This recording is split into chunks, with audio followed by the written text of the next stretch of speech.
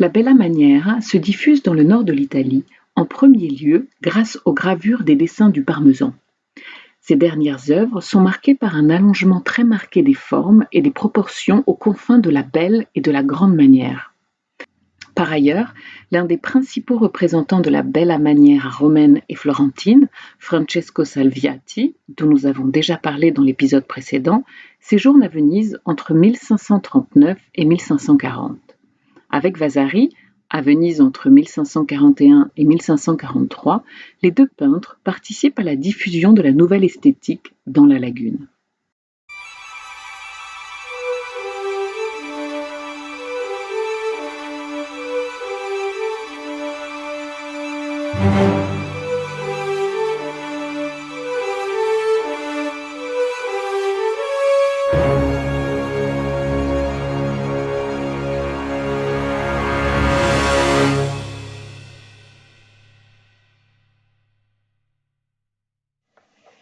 À Venise, Francesco Salviati travaille à la décoration de deux plafonds pour le palais que la famille Grimani possédait.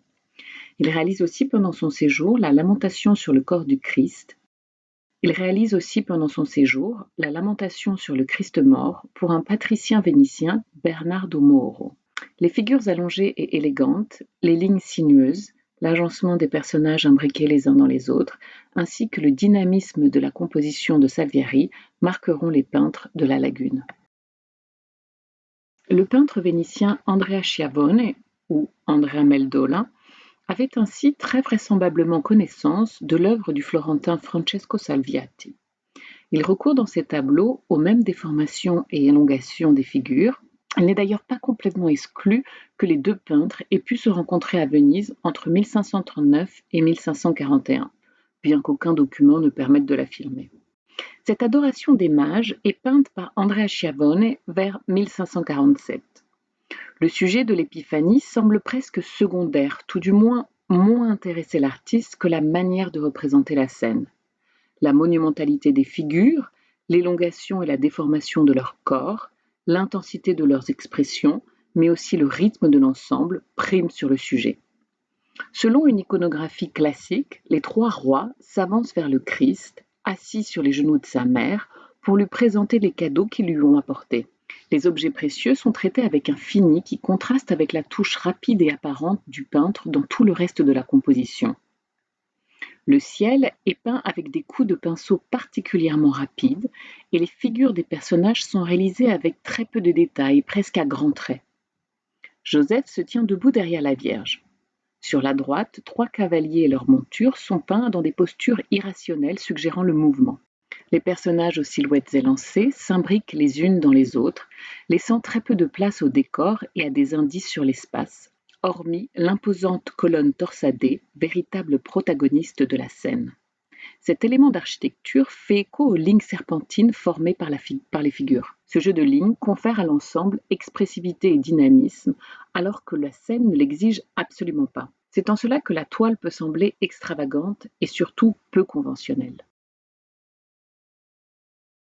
Plusieurs colonnes torsadées avaient déjà été utilisées par Raphaël dans la guérison du boiteux, avec néanmoins des courbures moins accentuées.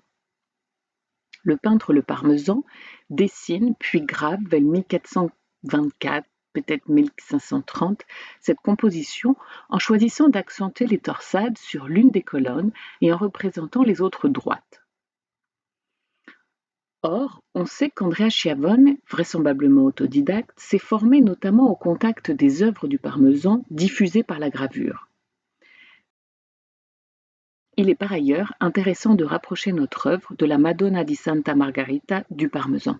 La composition de l'œuvre peut faire penser, notamment en raison de la présence de la colonne, à celle d'un dessin conservé au musée de Valence, attribué au Parmesan. On retrouve le même allongement sinueux des figures et une disposition des personnages en frise. Deux œuvres plus tardives reprennent une composition similaire, l'adoration des mages du Greco et celle de Jacopo Bassano.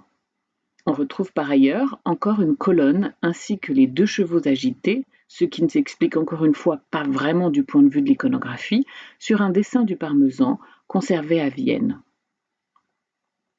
Le peintre utilise une palette resserrée mais savamment rythmée autour des bruns et des rouges, alternés avec des bleus et des jaunes. Andrea Schiavone adapte ainsi le nouveau langage de la bella maniera aux couleurs vénitiennes. Ainsi, il élabore une peinture qui semble vouloir combiner le coloris de Titien et le dessin audacieux du Parmesan.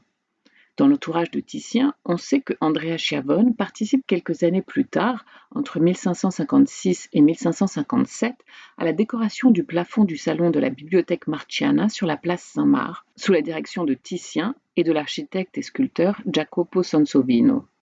Ces peintures retiennent surtout la dynamisation des compositions et des figures de Titien, alliées à un coloris unitaire et contrasté. Les caractéristiques de la toile que nous venons d'analyser, comme la manière fluide de peindre, l'exécution rapide, le peu d'attention portée aux détails et les puissants contrastes entre l'ombre et la lumière, se retrouveront dans l'œuvre de Tintoret quelques années plus tard. À l'invitation de Paul III Farnèse, Titien séjourne à Rome entre 1545 et 1546. Dans une lettre à Charles Quint, il explique qu'il s'instruit au contact de ces merveilleuses pierres antiques et évoque sa rencontre avec Michel-Ange. Vasari raconte dans ses vies que Michel-Ange découvre la Danaé de Titien lors d'une visite dans son atelier à Rome. Si Michel-Ange loue la couleur et la manière, une fois parti, il confie à Vasari qui l'accompagnait qu'il était dommage qu'à Venise l'on n'apprit pas dès le début à bien dessiner et que ses peintres n'étudiassent pas mieux. Quoi qu'il en soit, Titien s'intéresse à la ligne et dans la dernière partie de sa carrière semble aussi marqué par les innovations romaines découvertes lors de son voyage, mais aussi apportées par la lagune, notamment par Salviati. Ce tableau, peint vers 1562, fait partie d'un cycle de 6 tableaux mythologiques dits poésie. Pour la plupart, les sujets sont tirés des métamorphoses d'Ovide, comme ici. Ces tableaux étaient destinés à l'enfant Philippe, fils de l'empereur Charles Quint. Les sujets des autres toiles étaient Diane et Actéon, Diane et Callisto, Danaé, Vénus et Adonis, et enfin Persée et Andromaque. La toile était destinée aux appartements privés du prince, ce qui pourrait expliquer le caractère sensuel, presque érotique de l'œuvre. Alors qu'il reçoit cette commande, le maître est peintre officiel de la République de Venise et jouit d'une grande renommée. Cette notoriété lui donne une certaine liberté dans le traitement des sujets. Dans une lettre à Philippe II, le peintre explique avoir voulu réaliser une peinture audacieuse et compliquée du point de vue formel qui procurera du plaisir au spectateur, caractéristique de la bella manière. Les déformations sont néanmoins beaucoup moins prononcées que chez Andrea Schiavone ou plus tard chez Tintoret. Titien, en effet, conserve une préférence pour les compositions harmonieuses et lisibles. Sur fond de paysages marins, le peintre représente Europe alors qu'elle est en train d'être enlevée par Jupiter, métamorphosée en taureau. Le moment choisi par le peintre est celui de la traversée de la mer jusqu'en Crète. Sur le rivage, au loin, ses compagnes éplorées s'agitent et lèvent les bras en signe de désespoir. L'animal, au premier plan, a les pattes dans l'eau, ce qui semble quelque peu incohérent du point de vue du traitement de l'espace et de la perspective. Plusieurs poutis, 2 dans les airs et un troisième chevauchant un dauphin, accompagnent le groupe. La jeune femme, couchée sur le dos, se débat et rejette la tête en arrière dans une posture déséquilibrée, s'accrochant pour ne pas tomber à l'une des cornes du taureau. Son corps, en prolongement duquel se trouve le pouteau sur le poisson, forme une diagonale ascendante, conférant à l'ensemble de la composition un grand dynamisme qui restitue le mouvement du rapt. La posture d'abandon de la jeune femme, ses jambes écartées, son vêtement mouillé dévoilant ses formes, ainsi que son sein nu apparent, suggèrent une forte dimension érotique du tableau. Les carnations de la jeune fille sont travaillées par l'artiste de manière particulièrement délicate. La touche est rapide et visible, et la palette resserrée autour de tons bruns et bleus, apportant une cohérence et une unité à l'ensemble. Les nuées roses dans le ciel font écho au voile tenu dans la main d'Europe, mais aussi aux vêtements d'une de ses compagnes. Le tout baigne dans une lumière chaude qui participe également à l'effet d'harmonie et à ce que Roger de Pile appellera au siècle suivant l'effet de tout ensemble. Titien développe ainsi une bella maniera différente de celle de Michel-Ange, plus sensuelle, autour d'une esthétique du plaisir et de l'émotion. Ses compositions se compliquent avec des figures plus contournées. Son coloris se radicalise en se simplifiant et se réduisant à des taches. Ce seront précisément ces aspects de la peinture de Titien qui seront critiqués par Vasari, qui parlera d'une pittura di macchia, une peinture de taches. Une forte dimension érotique est aussi présente dans cette œuvre de Paris-Borbonne. Élève de Titien, le peintre avait séjourné à Fontainebleau, à la cour de France, peut-être entre 1538 et 1538, pendant la fin du règne de François Ier, et à Milan entre 1540 et 1543, avant de s'installer à Venise. Son œuvre témoigne d'un goût toujours affirmé pour la figure et le coloris naturel de Giovanni Bellini, toutefois revu et corrigé par le filtre des compositions élégantes du Corrège et du Parmesan. Le tableau est signé en bas à gauche sur le tronc de l'arbre. O Paridis Borbone. Selon certains, la toile faisait partie d'une série de 6 allégories destinées à un cabinet érotique d'Augsbourg.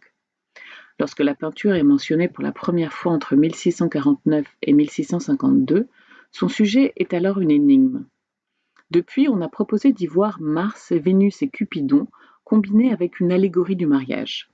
Il s'agirait en effet d'un double portrait peint sous les traits des dieux de l'amour et de la guerre. Le geste de Mars, prenant des roses dans la main de Vénus, repris d'ailleurs dans plusieurs toiles, comme Mars désarçonnant l'amour entre Vénus et Flore, ainsi que celui de Cupidon, déversant le contenu de son panier, des roses sur les genoux de la déesse, ou encore le geste de Vénus cueillant un fruit, sont des références à la fertilité et à l'union féconde. Enfin, sur la gauche de la composition, une victoire couronne chacun des amants d'une myrte. Les couleurs froides, mais lumineuses de sa composition, le traitement des figures, leur instabilité et de l'espace doivent beaucoup à la Bella Maniera. Autour de Titien, un autre peintre affiche une sensibilité originale à la Bella Maniera, le Tintoret. Après un bref passage dans l'atelier de Titien, Tintoret développe un art personnel dramatique et pour certains visionnaire dont il va être à présent question. Jacopo Robusti, dit Il Tintoretto, dit le Tintoret en français, en raison de la profession de son père, teinturier de tissu de soie. Le Tintoret est un pur produit de Venise, où il est né, et a fait toute sa carrière après avoir été probablement l'élève de Titien. Il répond régulièrement à des commandes de confréries religieuses. Marqué par les nouvelles solutions formelles apportées par Salviati, mais aussi par les gravures de Parmesan, ainsi que l'art de Michel-Ange, il cherche à son tour à faire une synthèse entre les disegno florentins et le colorito vénitien. Tintoret peint cette présentation de la Vierge au Temple pour l'église Santa Madonna dell'Orto à Venise pour décorer les panneaux de l'orgue. Les 2 panneaux verticaux ont été raccordés en leur milieu. À l'intérieur des volets, d'un côté, Saint-Pierre était figuré assis, en habits pontificaux, la tire posée près de lui, 4 anges ailés portant sa croix, et de l'autre était le martyre de saint Christophe.